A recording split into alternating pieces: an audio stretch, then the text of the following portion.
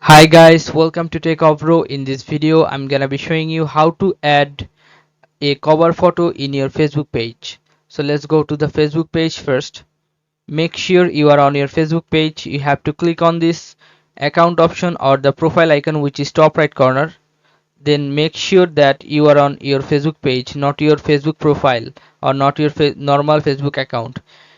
Just click on this and it will switch to your Facebook page. Okay, cursor, put on your cursor on your Facebook page name and it will be switched, and then you have to click on this profile icon or the profile name. Then you can see here the cover photo. If you want to change or if you want to make a cover photo, you have to click on edit cover photo, then click on choose cover photo. Then you can choose any cover photo you want, or if you want to choose from photo albums, you can do this too. Okay, so after that, if you want to upload a cover photo from your computer, you have to click on upload photo. Then you can choose a cover photo from your computer and you can upload it here.